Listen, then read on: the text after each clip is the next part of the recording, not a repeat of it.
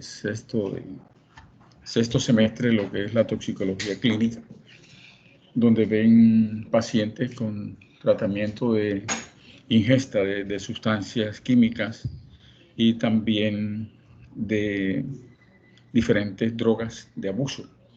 En esos casos, el médico lo que hace es el tratamiento para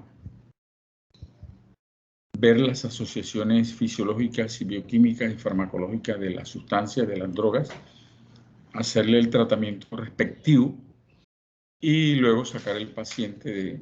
Es importante que cuando atiendan pacientes que hayan hecho ingesta de una sustancia, es importante asegurar las muestras en el momento en que se atiende en las clínicas, porque si el hecho pasa a ser fatal, entonces las autoridades van donde el médico que atendió primeramente a ese paciente para ver qué muestras tomó, qué muestras aseguró, porque en esos casos es importante tener en cuenta de que cuando se trata de una intoxicación hay que asegurar las primeras muestras porque allí se encuentran las concentraciones más altas de las sustancias tóxicas. Eso es importante que lo tengan en cuenta. También en los casos de la toxicología forense es la misma forma. Lo que ocurre es que acá se estudian las asociaciones fisiológicas, las propiedades farmacológicas de las sustancias, pero cuando hay una implicación médico-legal. Estos casos suceden cuando a una persona le rocean un ácido, le rocean una base, si usted la atiende hay que tomar muestras y hacerle la orden para los respectivos análisis y luego determinar el laboratorio cuál es la sustancia que causó el daño. De igual forma, cuando hay intoxicaciones les toca a ustedes tratar este tipo de pacientes. Hay que tomar las muestras, como les decía, porque se puede convertir en un hecho fatal. Y las autoridades acuden a los primeros que atendieron el paciente intoxicado. Cuando ya sucede en los casos post-mortem, que a ustedes cuando les toque atender, hacer una necropsia, por ejemplo, cuando hay intoxicación, en esos casos también es necesario hacer la toma de las muestras, hacer una verdadera toma de las muestras, porque es importante hacer el análisis toxicológico para ver cuál fue la sustancia que causó el daño, que causó la muerte. En esos casos, vamos a ver más adelante las diferentes muestras que se deben de tomar para hacer los respectivos análisis en el laboratorio de toxicología. Es importante ustedes cuando estén haciendo una necropsia, si el caso es de una intoxicación, asegurar las muestras porque se pueden meter en un problema. Se pueden meter en un problema si no toman las muestras respectivas cuando se trata de una intoxicación. En el caso de la toxicología forense nos define la causa de la muerte. Dice que se trata de una intoxicación y la manera de la muerte cuando se trata, por ejemplo, de un suicidio, cuando las personas ingieren una sustancia por su propia voluntad o si le dan una sustancia a otro individuo para causarle la muerte, entonces es un homicidio. Si la intoxicación fue de tipo accidental, también puede ser definida en el caso de la toxicología forense. Nosotros vamos a ver los diferentes tipos de análisis que realizamos en el laboratorio de toxicología. Este laboratorio está disponible para los análisis toxicológicos en los casos de intoxicación y también cuando hay intoxicaciones en las clínicas del Estado o en los hospitales del Estado, cuando hay también se atienden estos casos. Hacemos los análisis de alcoholemia, alcohol en humor vitro, alcohol en músculo, alcohol en orina, alcohol en coágulos. Vamos a definir, hacemos los análisis de metanol, análisis de psicofármacos, análisis de cuando hay causa de intoxicación, los análisis de resio disparo. También hacemos los análisis de los psicofármacos o de las nuevas sustancias psicoactivas que se llaman NPS, que vamos a ver más adelante. Y las nuevas sustancias psicoactivas, como son el TUSI y otro tipo de drogas que están sintetizando en la actualidad. Entonces, la alcoholemia, vamos a iniciar con la alcoholemia. Es el análisis que se realiza en el laboratorio para determinar la concentración de alcohol en sangre. Eso es el análisis de alcoholemia. Esta es una medición que se hace directamente en un cromatógrafo de gases. Se hace directamente en un cromatógrafo de gases. Ustedes como médicos hacen el examen de embriaguez. Hay unas manifestaciones clínicas que presenta el paciente, las manifestaciones clínicas que presenta el paciente, y ustedes como médicos pueden determinar si está en primero, en segundo, en tercer grado de embriaguez, de acuerdo a las manifestaciones clínicas que presenta. Entonces, el análisis de alcoholemia se realiza en un cromatógrafo de gases que vamos a ver. También hay medición indirecta, pues en el aire expirado, lo que hacen en las carreteras, lo que hacen que se llama con alcohol sensor, que también deja un registro de las concentraciones de alcohol que están circulando en sangre cuando en el aire expirado, si la persona ha ingerido alcohol, da unas concentraciones que tienen una relación con la que se encuentra en sangre. Eso da en unas tirillas, nos da el resultado, directamente también da el resultado. Entonces, en Colombia existe una tabla que es la tabla de alcoholemia, que nos dice que una persona de 0,39 tiene unas condiciones aparentemente normales. Y luego comienza en el primer grado de 40 a 99 miligramos. El segundo grado es de 100 a 149 y el tercer grado es de 150 en adelante. Todas las manifestaciones clínicas del primer grado son leves, en coordinación motora leve, yo creo que ustedes ya vieron esto. En el segundo grado aparece la disartria, que es el signo característico del segundo grado, y son moderadas allí las manifestaciones. En el tercer grado son severas las manifestaciones clínicas, y ustedes como médicos pueden determinar si la persona está embriagada con las manifestaciones clínicas que presenta el paciente. Pero el médico se asegura y lo que hace es ordenar tomar una muestra de sangre, que se toma en un tubo tapa gris. Esta muestra de sangre, el tubo tapa gris, se llena casi dejándole aproximadamente 1 centímetro de espacio. Ese tubo tapa gris en una muestra de sangre para hacer los análisis de alcoholemia, análisis de drogas de abuso, hacer análisis de otro tipo de sustancias cuando se trata de una intoxicación. Este tubo tapa gris tiene 2 sustancias, una que no deja que se dañe la muestra de sangre, es el fluoruro de sodio. No deja que se dañe la muestra de sangre.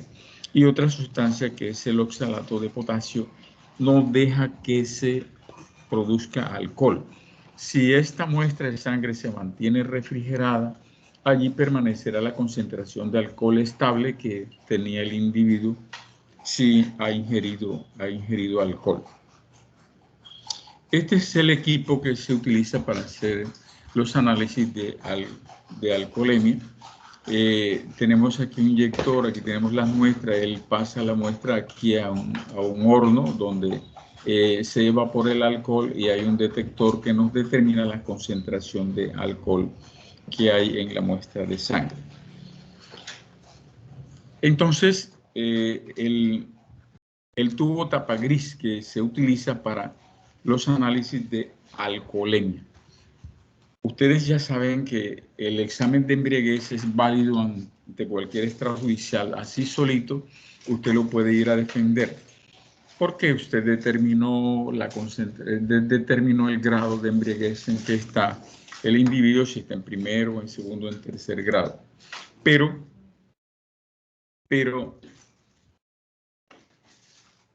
el médico lo que hace es ordenar tomar una muestra de sangre para estar más seguro.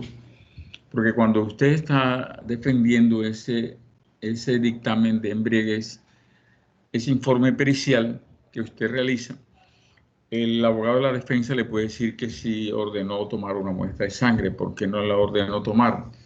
En esos casos es mejor ordenar tomar una muestra de sangre para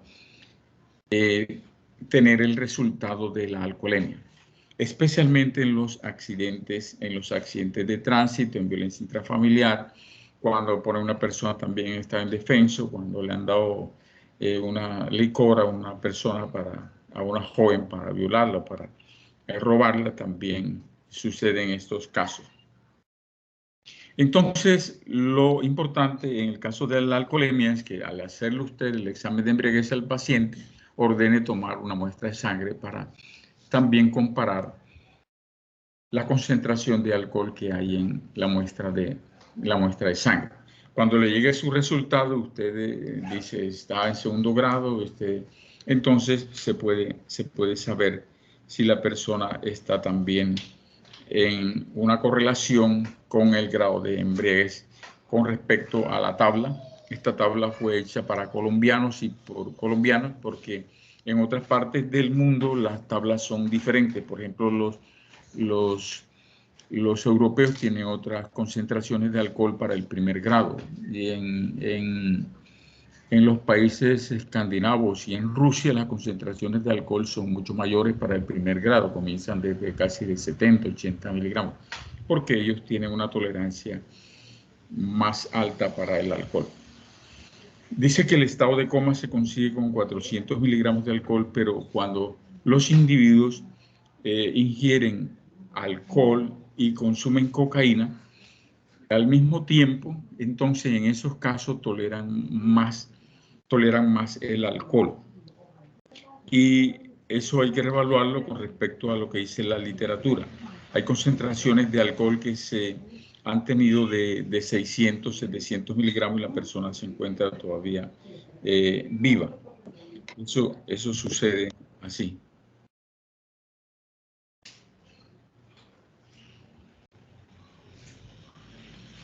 La bebida social es lo que le entregan a un individuo cuando usted va a una fiesta, le entregan un trago de whisky, le están aumentando la alcoholemia en 25 miligramos. Eso es una bebida social. De igual forma, un vaso de vino, cuando usted toma todo un vaso de vino, le aumentan la alcoholemia en 25 miligramos. El trago doble de los aguardientes de los antioqueños, ese trago grande, también nos aumenta la 25 miligramos. Un sifón de cerveza nos aumenta la alcoholemia en 25 miligramos. Y la totuma de guandolo o el guarapo también es una bebida social. Son 25 miligramos, nos dicen que de 20 a 25 miligramos aumenta la alcoholemia, la bebida social. Entonces, con 2 tragos de whisky usted está ya en 50 miligramos, con 2 vasos de vino en 50, y entonces allí se puede establecer que ya usted está en primer grado de embriaguez. Está ya en primer grado, con 2 tragos de whisky está en 50 miligramos. Con 4 tragos de whisky ya usted está pasando aquí casi a 100 miligramos. Eso es lo que se llama una bebida social. Entonces, ¿cuándo se ordena realizar el examen, el análisis de alcoholemia? Cuando hay accidentes de tránsito, tanto al peatón como al chofer.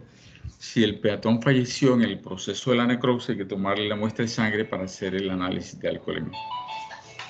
De igual forma, cuando al chofer que causó el accidente también se le toma muestra de sangre para hacer la alcoholemia. Eso se realiza así. Si el chofer está vivo o si el chofer fallece, hay que tomarle en el proceso de la necropsia, tomarle la muestra de sangre. De igual forma también cuando fallece el peatón.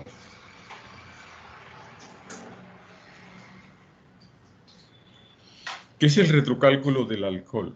El retocálculo del alcohol es una concentración que nos da después del accidente, porque nosotros eliminamos aproximadamente 15 a 18 miligramos por hora. Se toman 15 miligramos para hacer el cálculo del alcohol. Entonces, cada hora que pasa son 15 miligramos que ha eliminado. ¿Qué quiere decir esto? Por ejemplo, un individuo tiene un accidente de tránsito a las 6 de la mañana.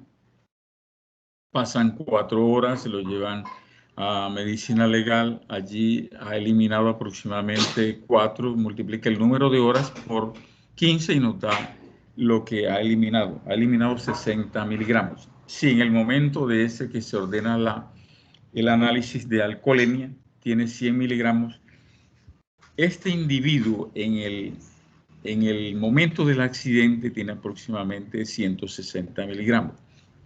Sí, así se hace el retocálculo del alcohol. Se multiplica el número de horas que han transcurrido desde el momento del accidente hasta cuando se realiza el análisis. Y luego se multiplica se multiplica 15 por el número de horas y se puede hallar la cantidad de alcohol que ha sido eliminada en el transcurso de las horas que han pasado desde el momento del accidente.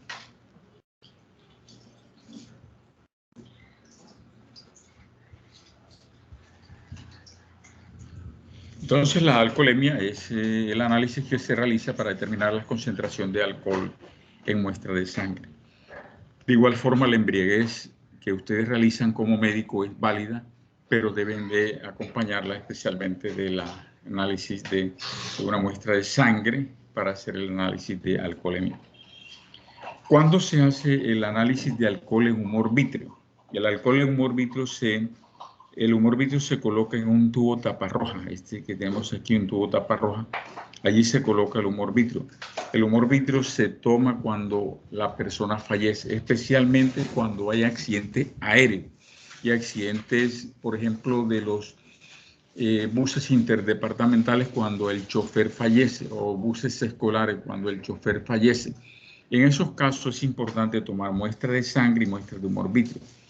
¿Por qué? Porque por lo general a los pilotos los encuentran 2 o 3 días después del accidente y se puede formar alcohol de descomposición en la muestra de sangre.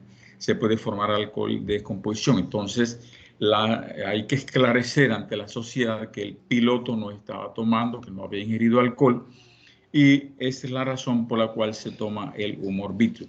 El humor vítreo es una matriz que no produce alcohol, que se mantiene, que es una matriz que está bien protegida por el glóbulo ocular y no se produce alcohol de descomposición. En estos casos hemos encontrado alcoholemia de 30, de 40 miligramos en los pilotos que han tenido el accidente y que los han encontrado 2 o 3 días después. Al hacerle el análisis de la alcoholemia en muestra de sangre, tenemos concentraciones de 30, 35 o 40 miligramos. En el humor vítreo, a ese mismo piloto se le hace el análisis en humor vítreo y se encuentra 0 alcohol. La prueba reina del alcohol se hace en humor vítreo cuando el individuo fallece y se hace especialmente a los pilotos y a los choferes que llevan responsabilidades de buses interdepartamentales y también buses escolares. Cuando a usted le corresponde realizar una necropsia de un piloto o de un chofer con estas condiciones, es importante tomar muestras de sangre y muestras de humor vítreo cuando la persona fallece. Se llama la prueba reina del alcohol. La prueba reina del alcohol se hace en humor vítreo.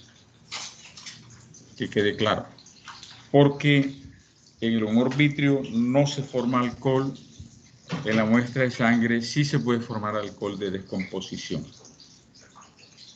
¿Cuándo se hace alcohol en muestra de músculo? Cuando hay incendio y las personas fallecen dentro de una casa, por ejemplo, y no se encuentra sangre en el cuerpo, entonces se acude músculo, especialmente en el muslo, se extrae una fibra de músculo. Entonces nosotros lo que hacemos es hacer una licuefacción de este músculo y allí se puede encontrar concentraciones de alcohol si la persona está bajo los efectos de alcohol. Se coloca en un frasquito esto de orina, se coloca un pedacito de músculo, especialmente del muslo. Cuando hay incendio y ahí fallecen las personas en incendio, se toma el músculo y no se encuentra sangre o sangre coagulada, sangre carbonizada. No se puede tomar este tipo de muestras de sangre, entonces se acude a un pedazo de músculo, especialmente del muslo, porque los cadáveres carbonizados se reducen y allí entonces no se encuentra sangre, y en los casos de incineración se acude al músculo para saber si la persona está bajo los efectos de alcohol. El alcohol también se puede hacer el análisis en coágulos y en hematomas. ¿Cuándo sucede esto? Cuando hay accidentes de tránsito o cualquier accidente y al individuo lo llevan a la clínica y luego allá fallece a las 2, 3 horas, 4 horas fallece. Entonces, en el proceso de la necropsia hay que hacerle la toma de la muestra. En esos casos se toma muestra de sangre y muestra de coágulos o muestra de hematomas que se encuentran aislados. Y allí en estos coágulos, si el médico es acucioso en el proceso de la necropsia, encuentra estos coágulos, los rescata y los coloca en un frasquito de orina. Allí nosotros hacemos también la licuefacción de esto y lo pasamos al cromatógrafo de gases para saber si hay alcohol. Porque acá sucede lo contrario. Entonces, en la muestra de sangre, como se ha eliminado, sigue el proceso de eliminación y han pasado 4 horas, la persona sí puede tener, eliminar el alcohol. En cambio, en el coágulo se puede encontrar alcohol.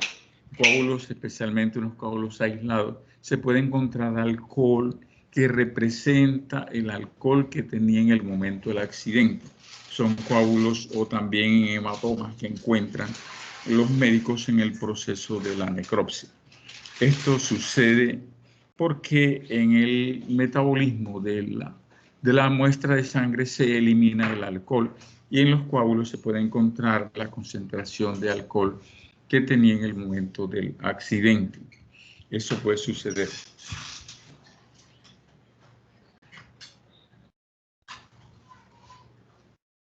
Cuando se hace alcohol en orina, es una alcoholuria.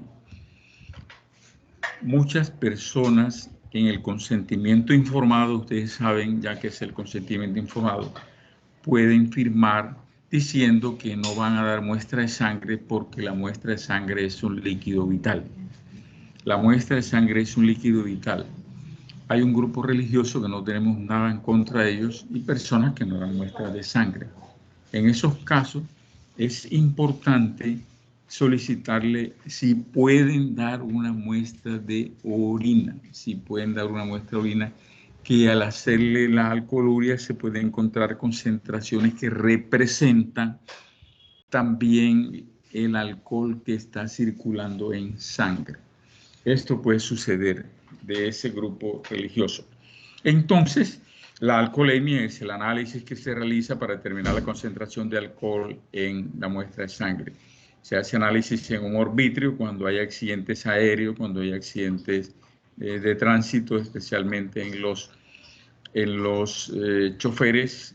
Por ejemplo, cuando fallece un chofer de Brasilia que lleva, ahí se le toma muestra de humor vítreo también. Y en los pilotos, el alcohol en músculo se realiza cuando hay muertes por incendio, incineraciones, que quedan los cadáveres completamente incinerados. El alcohol en orina en los grupos, esos son casos especiales. El alcohol que se hace en orina, la alcoholuria que se hace en la orina, es un caso especial y el alcohol en coágulos cuando se trata de que la persona fallece después del accidente. Y allí se puede también hacer la comparación de las concentraciones de alcohol.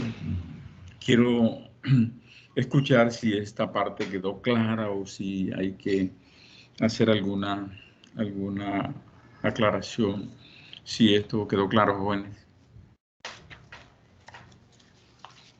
Doctor, yo solamente quisiera preguntar si esto solo se refiere a los casos en donde se consume alcohol etílico, o si Sí, también sí, metílico. sí, es alcohol etílico. Estamos haciendo referencia cuando hacemos alcohol etílico. Es el alcohol de los licores, de las bebidas alcohólicas. Porque el alcohol metílico se hace también, el análisis se hace también en muestra de sangre, también en una muestra de sangre cuando hay intoxicación por alcohol metílico, se hace el análisis también en muestra de sangre. De igual forma se hace en el equipo, en el mismo equipo, y se determinan las concentraciones de alcohol, alcohol metílico en muestras de sangre. Ya íbamos a hacer eso. El alcohol metílico es un alcohol de destilación de la madera, sirve para hacer el thinner, para hacer el alcohol metílico produce un dolor abdominal muy fuerte. La ingesta de 60 mililitros es fatal. Cuando usted consume 30 mililitros de alcohol metílico, puede producir ceguera. Cuando consume más de 60 mililitros puede ser fatal. El alcohol metílico se realiza también el análisis en cromatografía de gases, lo que el equipo no dice que es alcohol metílico porque este equipo identifica las sustancias por sus pesos moleculares. Entonces, aquí en Barranquilla ha habido casos de muerte por alcohol metílico. Por ejemplo, hubo un tiempo donde una fiesta de la madre hicieron también, hubo 10 muertes y hubo 18 muertos y quedaron 10 ciegos deambulando por allí porque ingirieron una bebida con licor adulterado con alcohol metílico. El alcohol metílico lo utilizan personas inescrupulosas, no, sino por desconocimiento, porque tiene las mismas, como el mismo olor, tiene las mismas características, no se distingue bien si no se hace el análisis respectivo. Entonces lo toman el alcohol metílico, le adicionan el anís, le adicionan y lo venden como aguardiente o lo venden también como un licor, pero es licor adulterado. Nosotros hemos tenido 2 oportunidades aquí en Barranquilla de manifestarle a las autoridades que hay alcohol metílico. En unos carnavales también, que hubo aproximadamente como unos 6 muertos por alcohol metílico, y se le dice a las autoridades para que ellos hagan la búsqueda de esta y no se produzcan más muertes. Eso sucede así cuando hay licores adulterados. Este alcohol metílico, el alcohol metílico lo que hacen es adulterar los licores que comúnmente venden comercialmente. Por lo general es importante comprar los licores donde se han autorizado, no comprarlo allá en la nieve como sucede con algunas personas que por ser más barato toman este alcohol y lo venden. Sí quiero que quede esto como claro del alcohol etílico. Cuando se hace alcoholemia es alcohol en sangre, alcohol en humor vítreo es alcohol etílico, alcohol en músculo estamos refiriendo al alcohol etílico. Alcohol en orina se hace referencia al alcohol etílico y el alcohol en coágulos hace referencia al alcohol etílico. El alcohol metílico es cuando se trata de licores adulterados.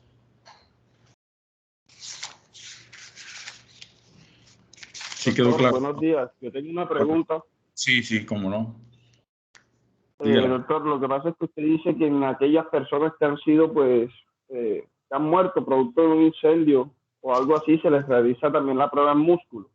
Sí. Pero teniendo en cuenta de que el alcohol es una sustancia que de por sí ante la presencia de alcohol se degrada muy rápido, ¿cómo hacen para determinar entonces el grado de alcoholemia que tenía esta persona ya que muere en un incendio? No, mire, se produce la incineración del cadáver, pero cuando los músculos en la parte interna buscan, los médicos sacan una partecita del músculo de la partes internas del músculo, traen unas fibras y allí se puede encontrar alcohol cuando la persona lo ha ingerido. Esto es la muestra que se utiliza cuando hay incineración de cadáver, porque la muestra de sangre, la sangre queda totalmente carbonizada en esos cuerpos y se acude a tomar una porción de músculo y allí se puede encontrar el alcohol para saber si la persona está bajo los efectos de alcohol. Eso sucede así, joven. Ok, doctor, muchísimas gracias. Bueno, joven. Bueno, vamos a continuar. Entonces, ustedes como médicos, cuando le corresponde realizar atender un paciente, por ejemplo, de violencia intrafamiliar, se atiende un caso de accidente de tránsito, simplemente toma muestra de sangre y muestra de orina. Este es un kit de drogas de abuso que son muy fáciles de utilizar. Estos son kits de drogas de abuso para determinar si la persona está bajo los efectos de una droga. Hay unos kits que vienen individualmente para cocaína, marihuana, heroína, vienen individuales. Otro de estos viene para 6 drogas y hay unos que viene completo que es para 18 drogas.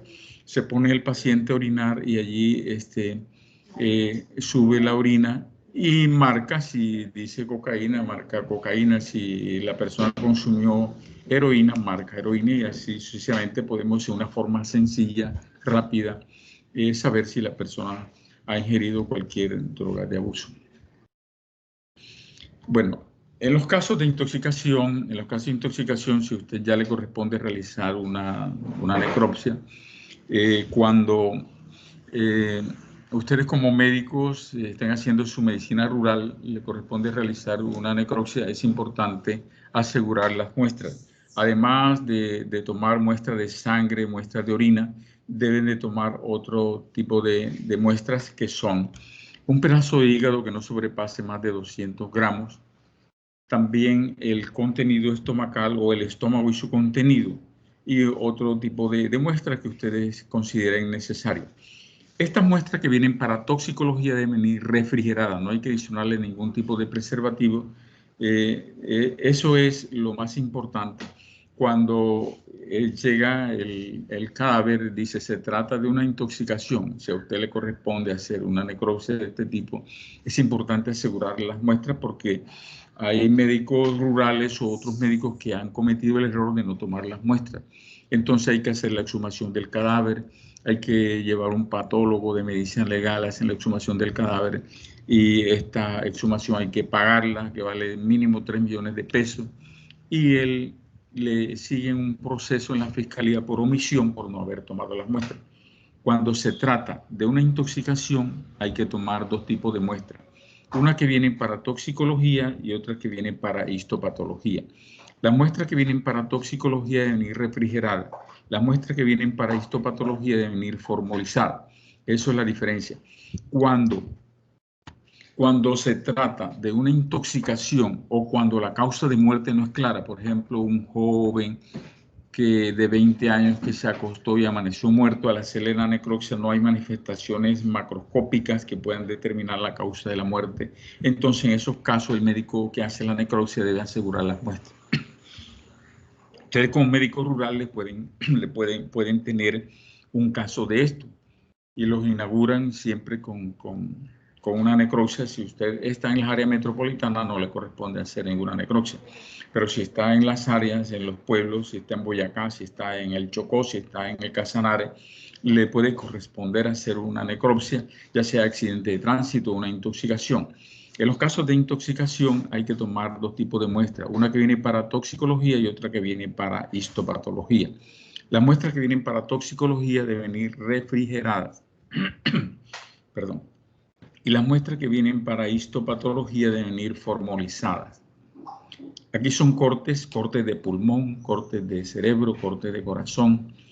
Son cortecitos que toman los médicos para hacer los respectivos y estudios histopatológicos. En los casos de toxicología, allí nosotros hacemos las extracciones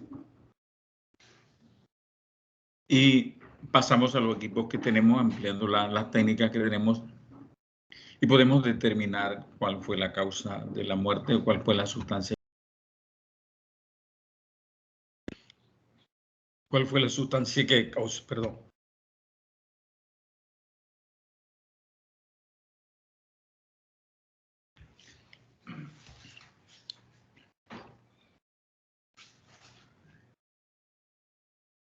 Se puede determinar cuál fue la sustancia que causó el daño, que causó la muerte.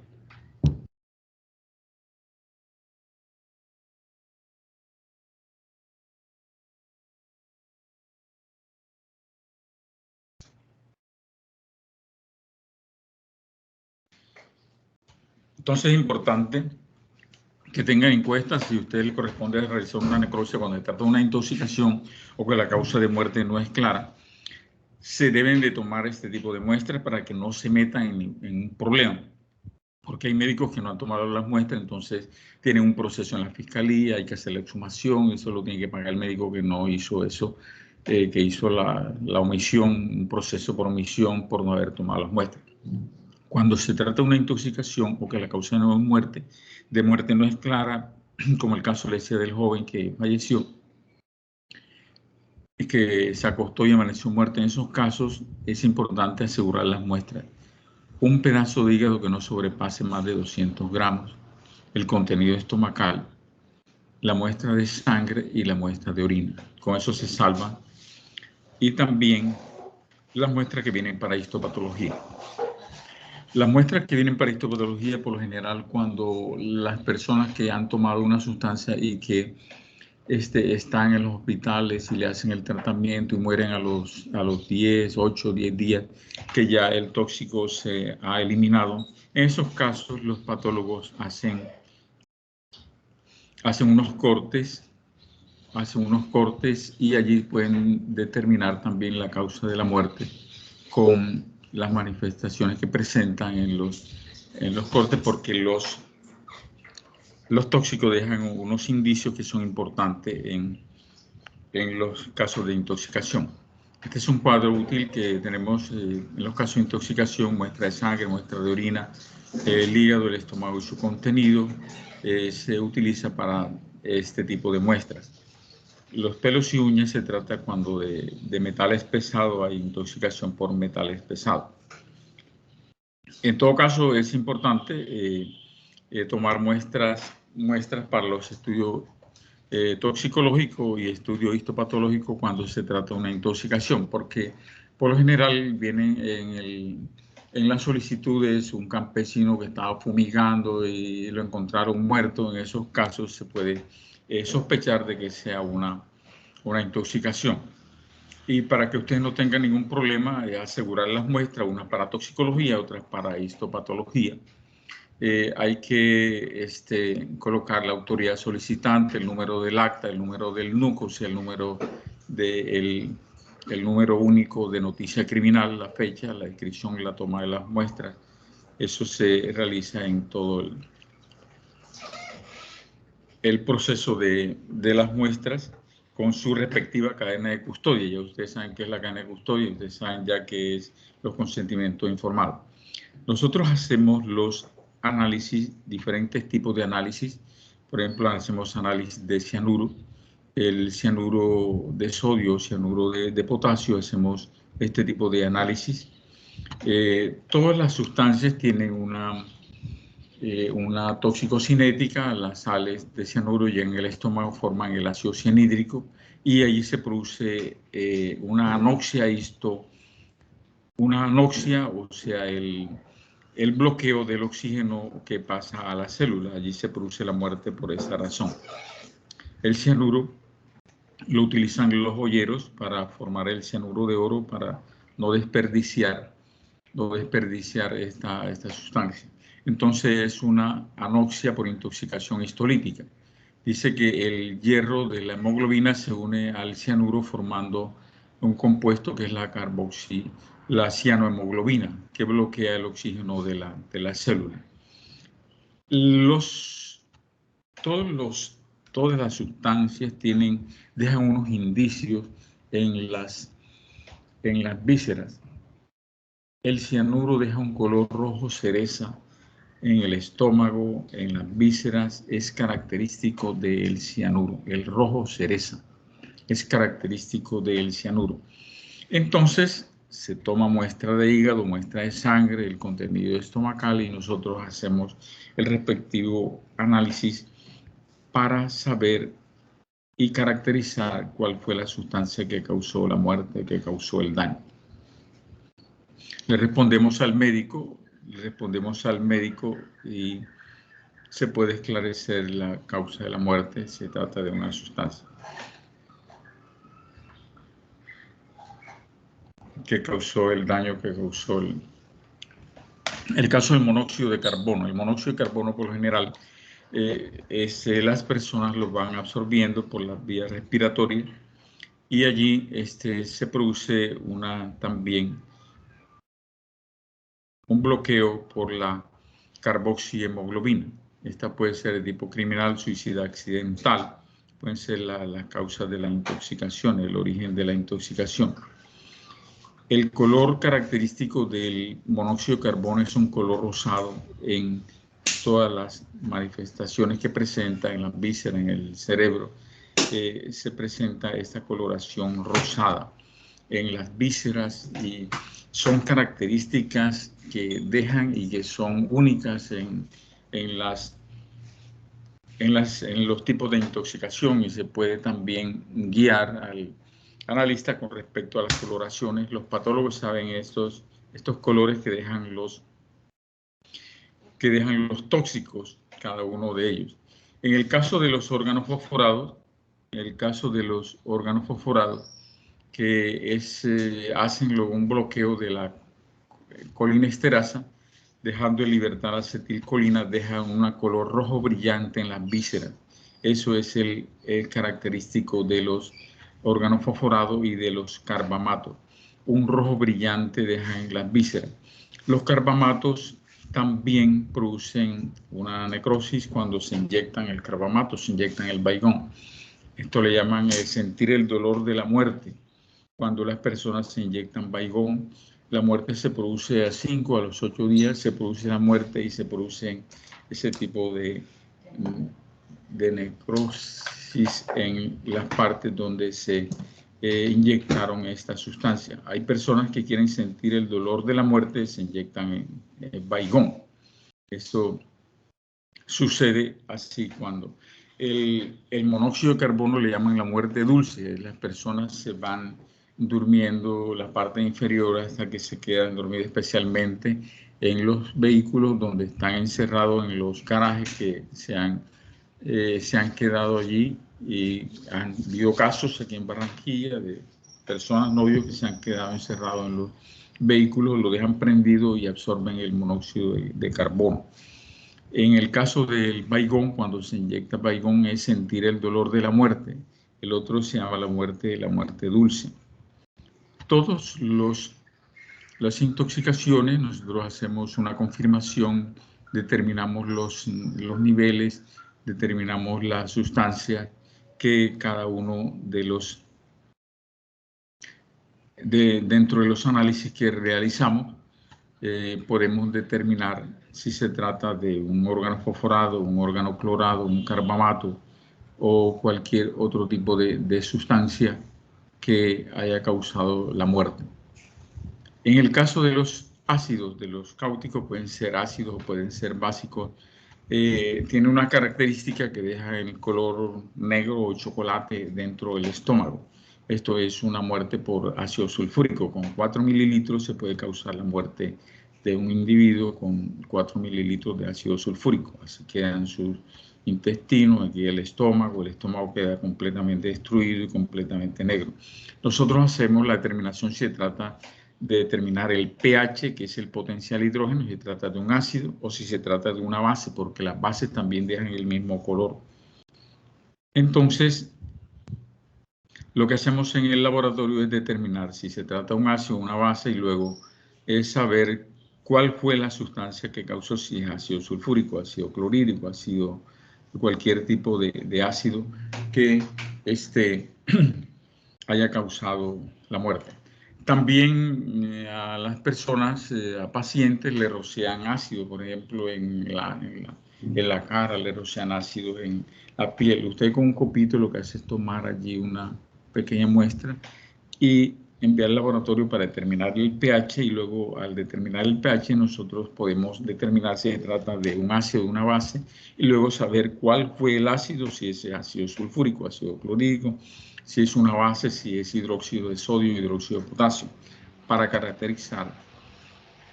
Todas las sustancias tienen un proceso toxicocinético, puede ser las vías de administración oral, parenteral, luego pasa a sangre, a hígado, pulmón, y luego se distribuye en todo el organismo, y luego se eliminan este tipo de sustancias.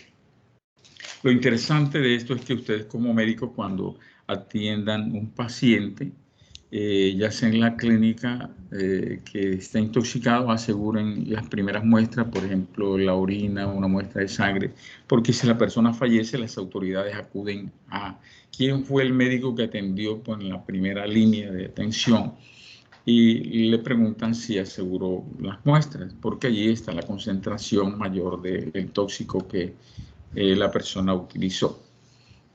Si no, en el proceso de la necropsia hay que tomar este tipo de muestras. Hacemos análisis también de drogas, de ketamina, de drogas de abuso, de gamma hidroxibutirato, o sea, el éxtasis líquido que utilizan también. Utilizamos los equipos, que es un cromatógrafo de gases masa que nos da el peso molecular, que más adelante vamos a explicar. Utilizamos también otras técnicas como la técnica infrarroja para hacer este tipo de análisis ultravioleta. También hacemos los análisis con comparador espectral de drogas y son resultados que nos dan estos equipos que vamos a explicar más adelante.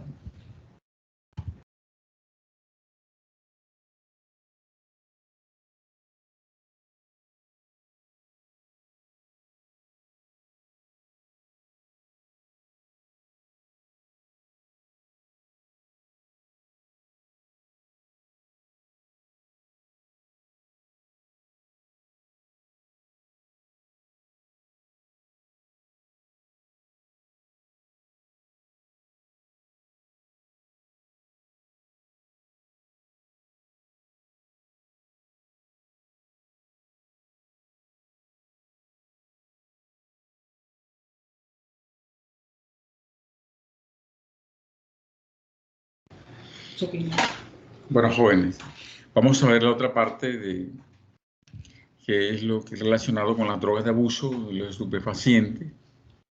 Y quiero que si hay alguna pregunta de la parte inicial.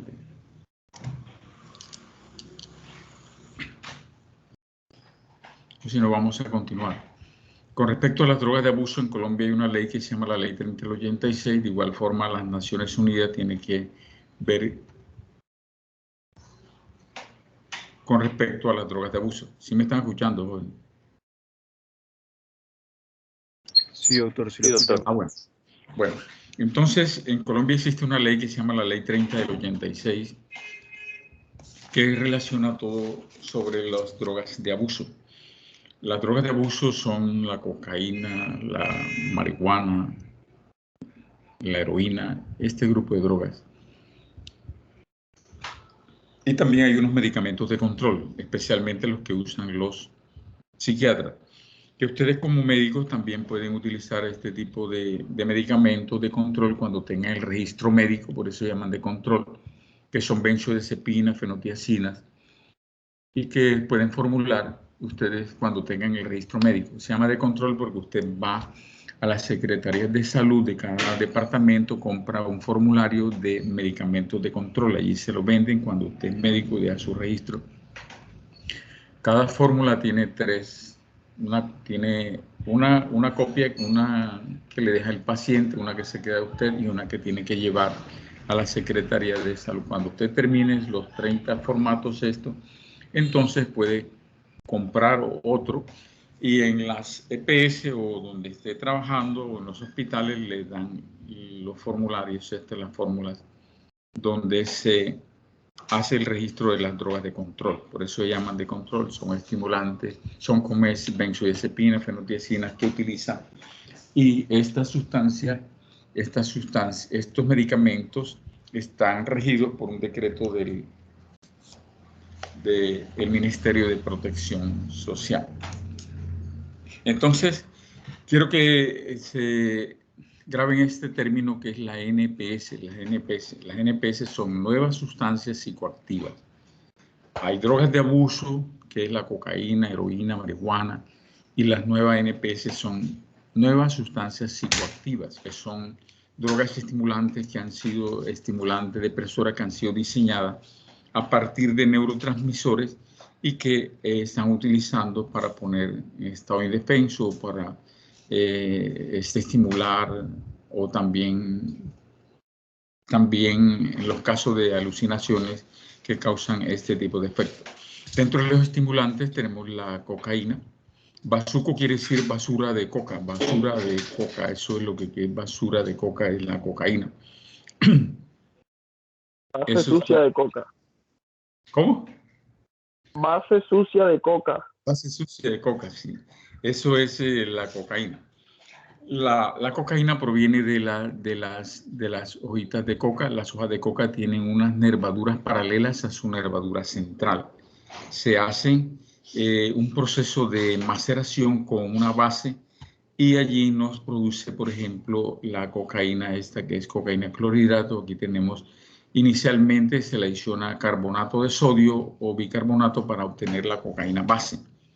Luego se le adiciona ácido clorhídrico para obtener la cocaína clorhidrato.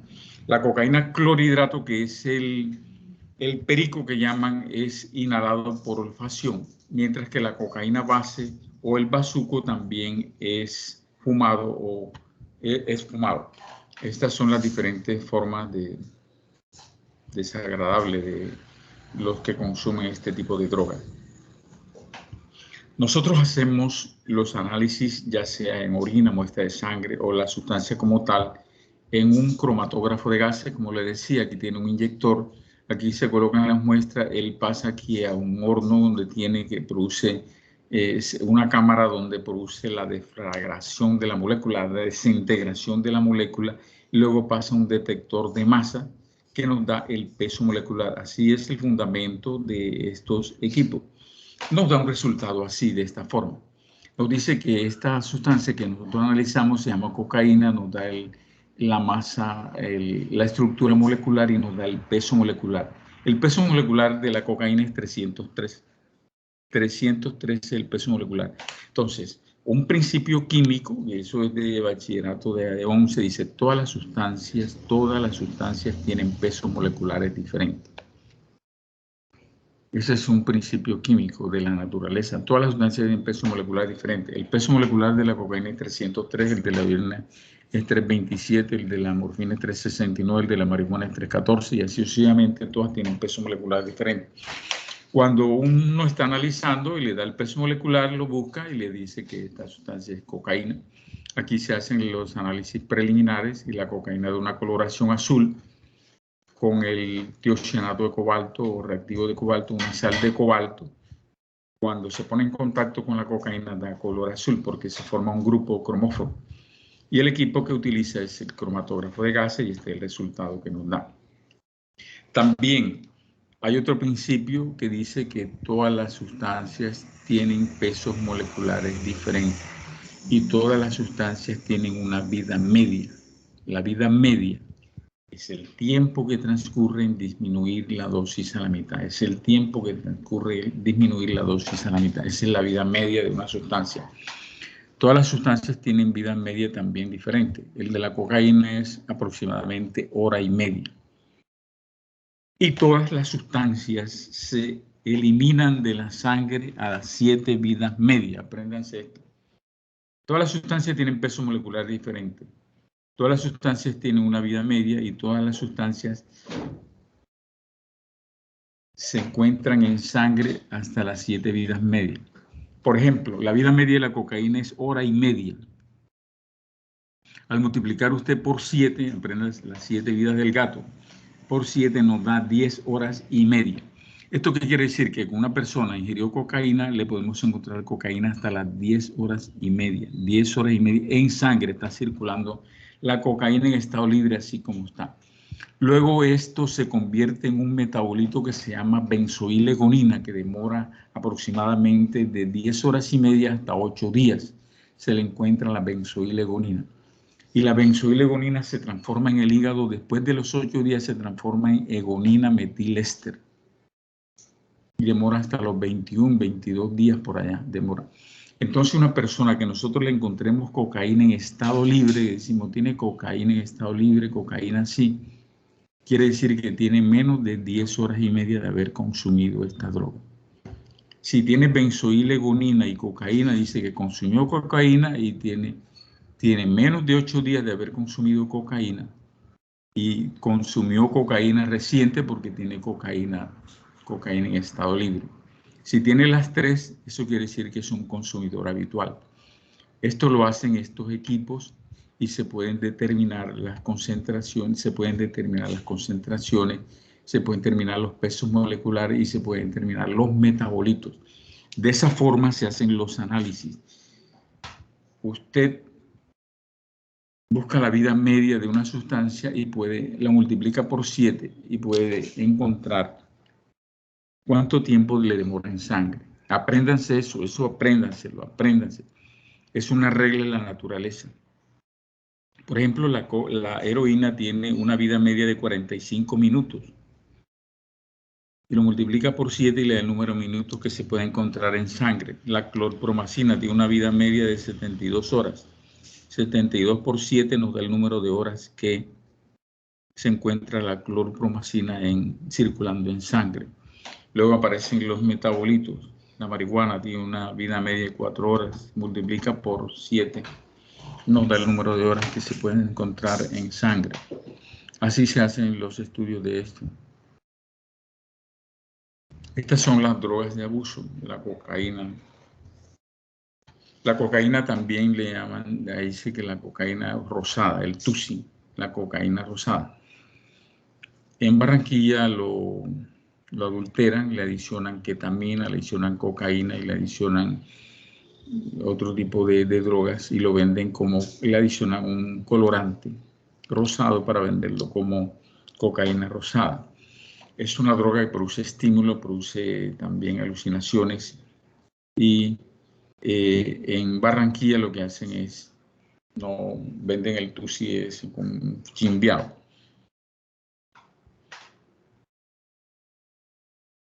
Ahí está el grupo de depresores, que ahí encontramos las bebidas alcohólicas y también encontramos algunos medicamentos como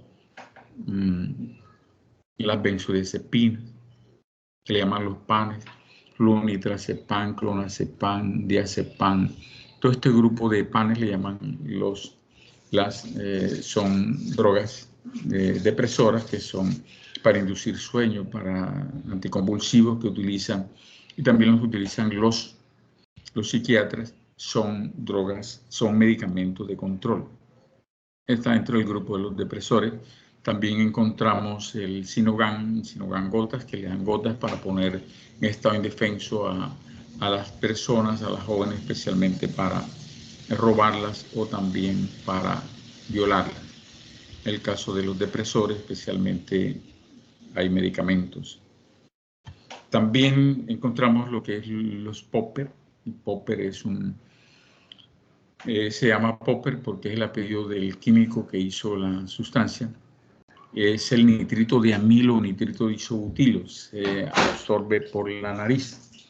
Esta sustancia produce una depresión, se va a los pulmones y produce a sangre y luego produce una depresión y produce también alucinaciones.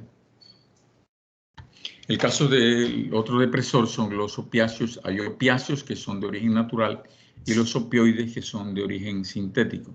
La heroína la calientan, se la inyectan. Por lo general esta droga tiene una vida media muy corta. Y también la fórmula de la heroína son 2 moléculas de morfina unidas por un grupo de acetilo. Entonces, este grupo de acetilo también compite en los receptores morfínicos y son tres espacios que se ocupan en los espacios morfínicos y se ocupan muy rápidamente. Y como tiene una vida media muy corta de 45 minutos, se bajan muy rápidamente y es la razón por la cual esta sustancia es muy adictiva, por su vida media muy corta. Todos estos derivados de la heroína provienen del papaver somnífero, que es donde se extrae esta droga. El grupo de alucinógenos que tenemos, también está el LSD, los hongos, el yagé, la ketamina. Tenemos lo que se llaman los blotters. Los blotters son, apréndanse este término, los blotters, B-L-O-T-H-R, los blotters son drogas de abuso impregnadas en cartoncitos. Drogas de abuso impregnadas en los cartoncitos se llaman los blotters, que lo utilizan en la lengua. Allí se pueden encontrar los diferentes tipos de sustancias, o en el ojo se lo colocan, especialmente el LSD o también otro tipo de sustancias que pueden utilizar, que es la feniletilamina, que utilizan otro tipo de drogas como el LSD, ketamina, este tipo de drogas que utilizan. Y también hay algunos medicamentos de control, especialmente el ácido, los butiratos, que también se le llama el éxtasis líquido. Estas sustancias las impregnan en los cartoncitos y la colocan en la lengua o también en el ojo, produciendo alucinaciones muy severas.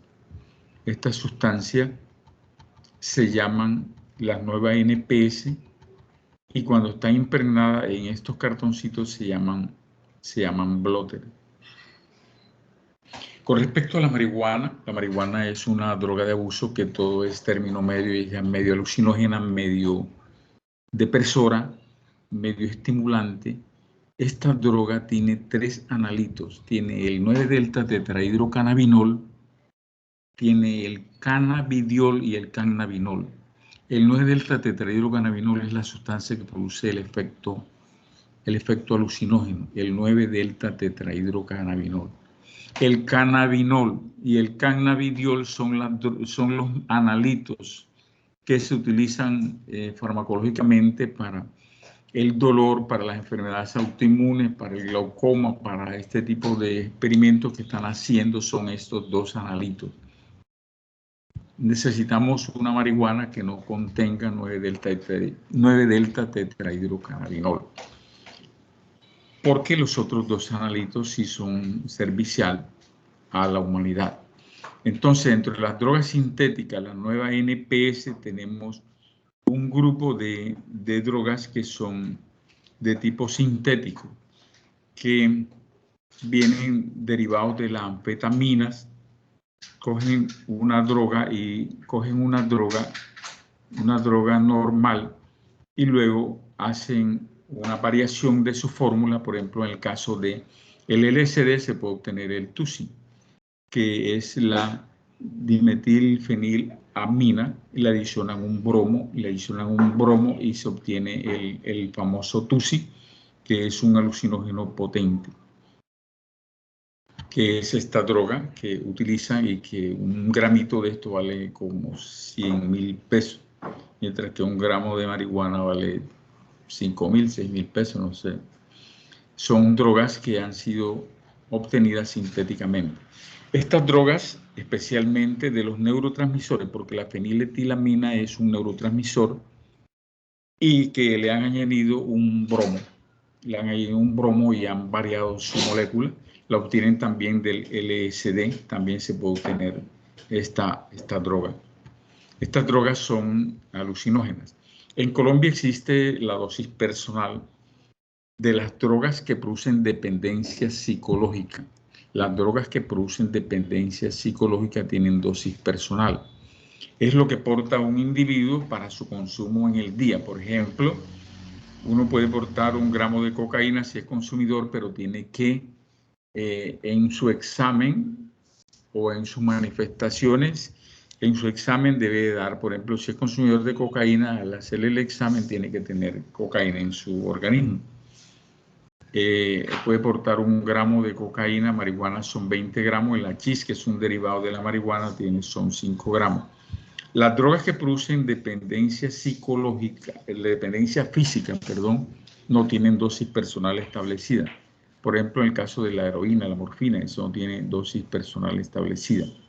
La cocaína sí, porque es una droga de abuso que produce dependencia psicológica. En Barranquilla hemos tenido 2 casos de esto. Hay unas personas que han consumido sildenafil, Viagra, cocaína y alcohol.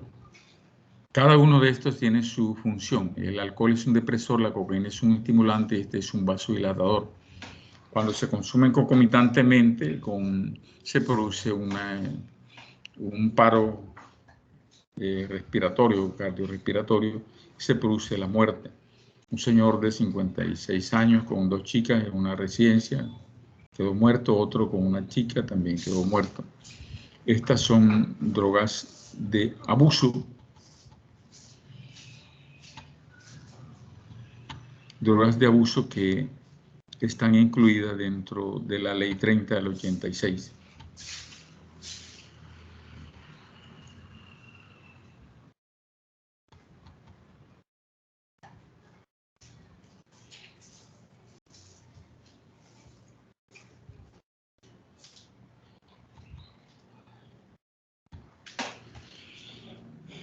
Esto es el éxtasis. El éxtasis son a base de... El éxtasis es una droga de abuso que es de tipo sintético. Es la metilendioximetanfetamina.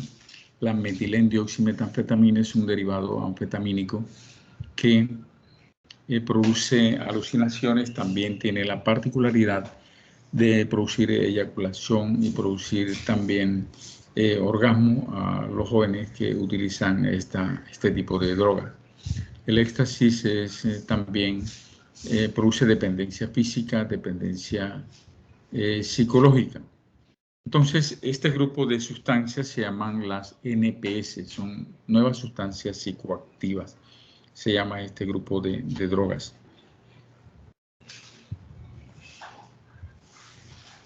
Son drogas, el TUSI, que es la cocaína rosada, son drogas de tipo sintético.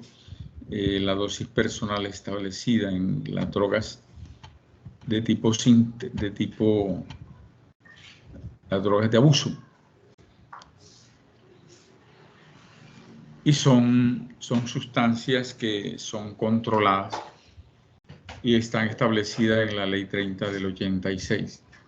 Estas son de tipo alucinógenos provenientes del alcohol.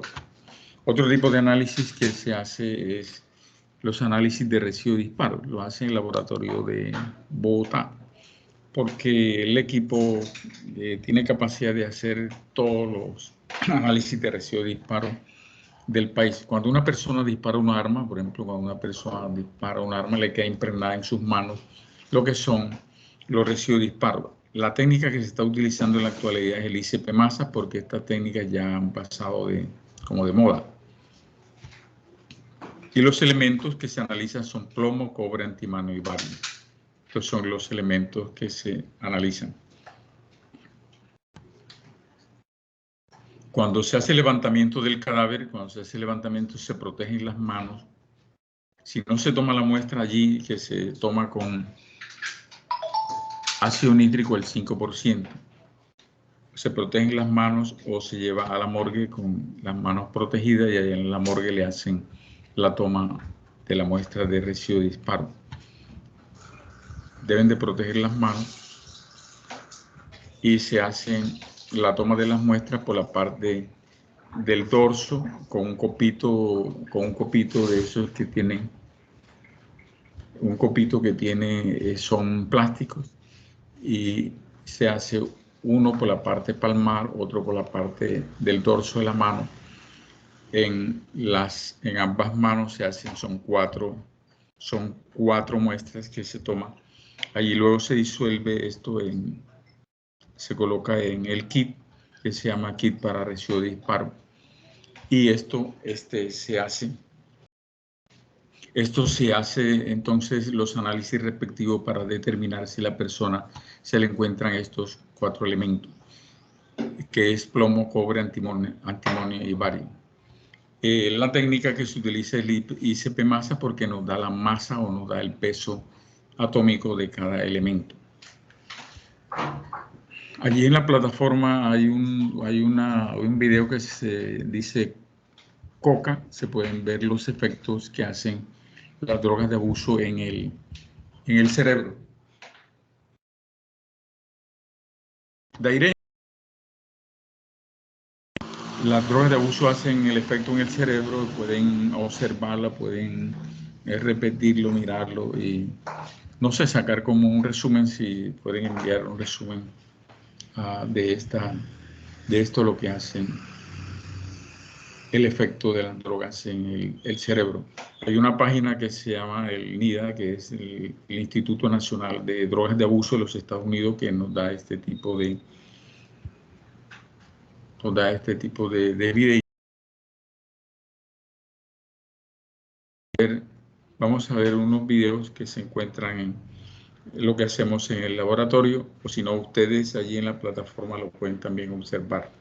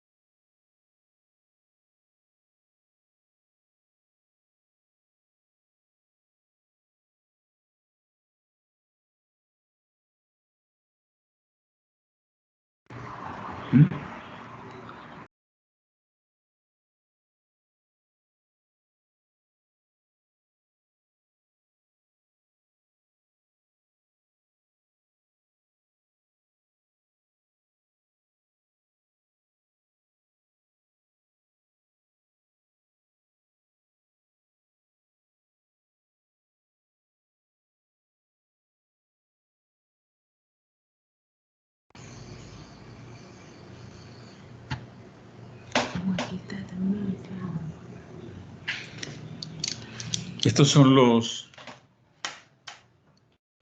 blotters que hemos analizado en el laboratorio. Son a base de feniletilamina y son drogas de abuso que utilizan en la lengua o utilizan el ojo, causándose las alucinaciones. Cada cuadrito de esto tiene una sustancia activa que produce alucinación.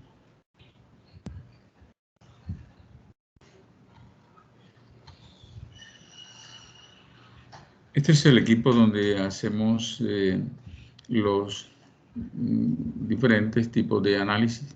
Es un cromatógrafo de gases masa. Aquí tenemos lo que es el crack. El crack es la mezcla de cocaína clorhidrato con bicarbonato de sodio. El bicarbonato o carbonato de sodio se mezcla con la cocaína clorhidrato para pasarla a una cocaína básica para fumarla. Esto le llaman el crack de los ricos. porque la cocaína produce vasoconstricción y produce daño a nivel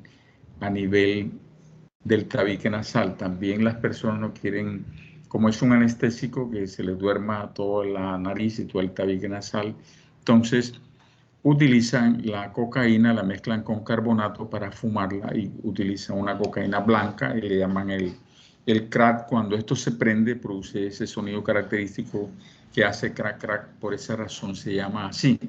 Le llaman el bazuco de los ricos porque esto es también bastante costoso.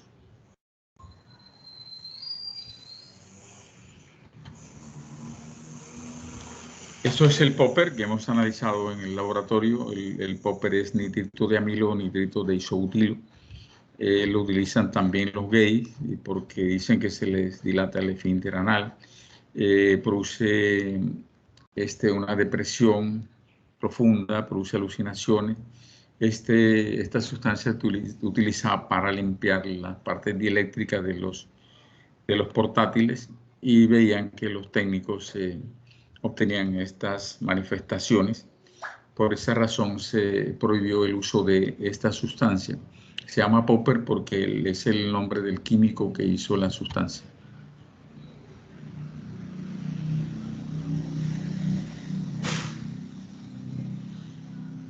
Estos son heroína que hemos analizado en el laboratorio. La heroína es una droga de abuso que proviene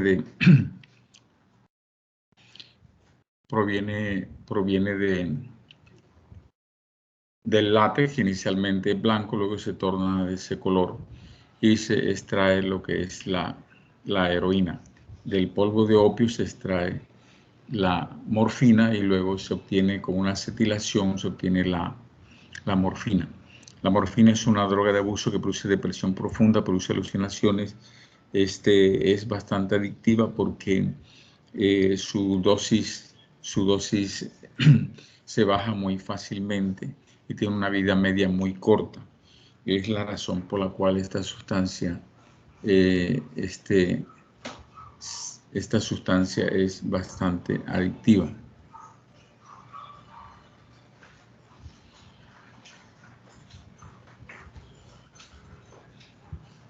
Estas son muestras de éxtasis que hemos analizado en el laboratorio. El éxtasis es la metilendioximetanfetamina. Produce alucinaciones, produce también produce orgasmo cuando la consumen las jovencitas. Tiene una vida media de 4 horas. Se consumen entre 25 y 50 miligramos de esta sustancia, causa el efecto durante 4 horas. Esta sustancia no se puede dar concomitantemente con alcohol porque ella actúa también allí en el centro, en el hipotálamo, y allí es el centro de la respiración y se puede producir paro cardiorrespiratorio cuando se da concomitantemente con alcohol, porque el alcohol etílico es un depresor y esta sustancia actúa allí a ese nivel y también produce una sinergia de efectos, produciendo también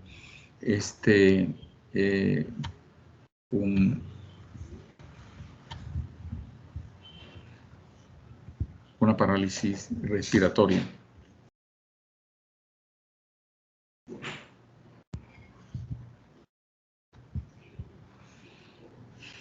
Estos son los equipos que nosotros utilizamos. El equipo para hacer la alcoholemia es un cromatógrafo de gases. Acá tenemos otros equipos que utilizamos que son cromatógrafos de gases masa, que nos da el peso molecular de la sustancia. Nosotros colocamos las muestras y le lleva a un horno. Se llama de gases porque hay un gas de arrastre que lleva la muestra hasta el detector. Estos equipos son muy versátiles, dan los pesos moleculares y nos ayudan a esclarecer muy fácilmente cuál fue la sustancia que causó el daño, que causó la muerte.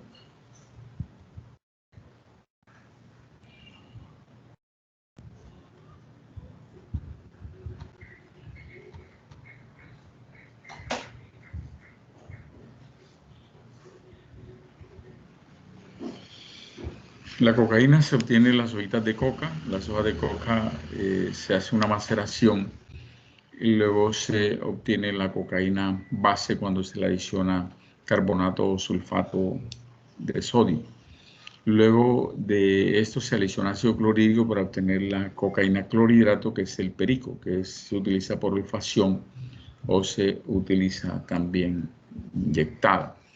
La cocaína base son fumadas, que es esto es bazuco, es fumado, lo mismo que el crack, y la cocaína base son fumadas porque estas cocaínas básicas prenden. La cocaína clorhidrato no prende. La cocaína clorhidrato se utiliza por olfacción, se utiliza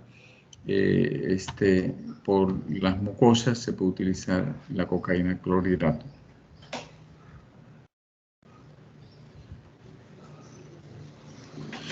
La marihuana es una droga de abuso que es término medio y es medio alucinógena, medio depresora. Es la droga de abuso que utilizan para iniciar en el mundo de las drogas. Tenemos la marihuana líquida, que impregnan en los cigarrillos y lo fuman. Muy fácilmente también se puede. Y ese es el hachís de marihuana. Estos son los cigarrillos electrónicos para vapear marihuana líquida. Y tenemos el cabuto, que es una marihuana líquida que venden. Esta marihuana se utiliza en los cigarrillos electrónicos. La marihuana, el cigarrillo normal, se fuma en todos los aspectos de la marihuana y produce también los efectos alucinógenos. La marihuana tiene 3 analitos: el 9-delta tetrahidrocannabinol, que es la sustancia activa, el cannabinol y el cannabidiol, que son las sustancias que farmacológicamente se están empleando para los dolores y para las enfermedades autoinmunes y otro tipo de enfermedades que están haciendo experimento con esta sustancia.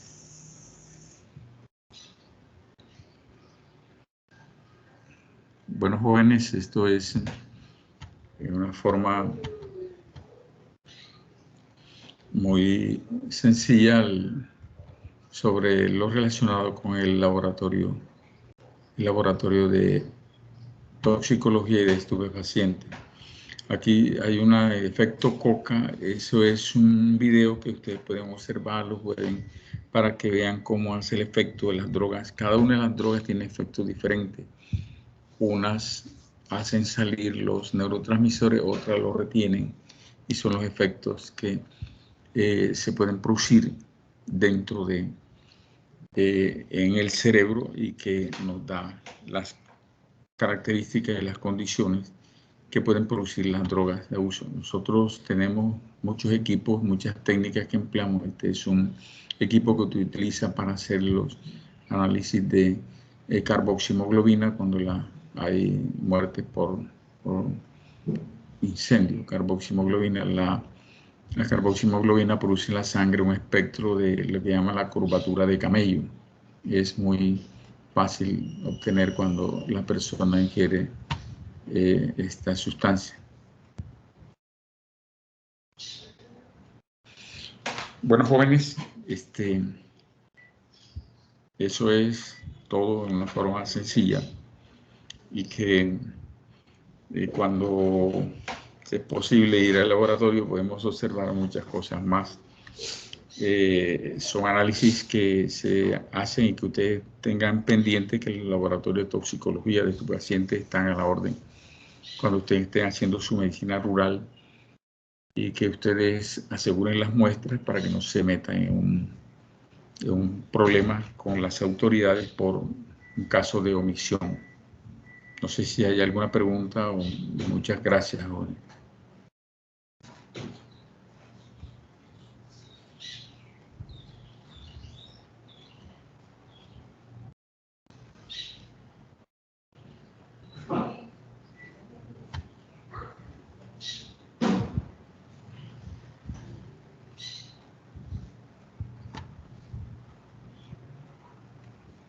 Doctor, una pregunta. ¿Sí?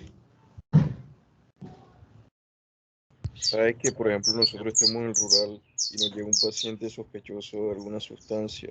Sí. Debemos tomar obligatoriamente estas 2 muestras Muestra de sangre que usted nos estaba mencionando. Sí. ¿Cierto? Sí. Se toma muestra de sangre y muestra de orina acá, y se envía al laboratorio Si hay una sospecha de las personas están, por ejemplo, presenta embriaguez, pero no es una embriaguez con alcohol etílico, no tiene tufo, entonces se toma una muestra de orina, se puede ser, para saber cuál fue la sustancia que ingirió el individuo. Eso se puede hacer. A usted le toca atender pacientes, le toca atender pacientes en esos casos. Es importante tomar muestra de sangre, muestra de orina. Y cuando ya se trata de la necropsia, sí hay que tomar muestras de hígado, muestra de el estómago y su contenido, muestra de sangre y muestra de orina. Si no hay orina, pues se hace un lavado vesical, o si no, pues con muestra del estómago y su contenido cuando se trata de una necropsia.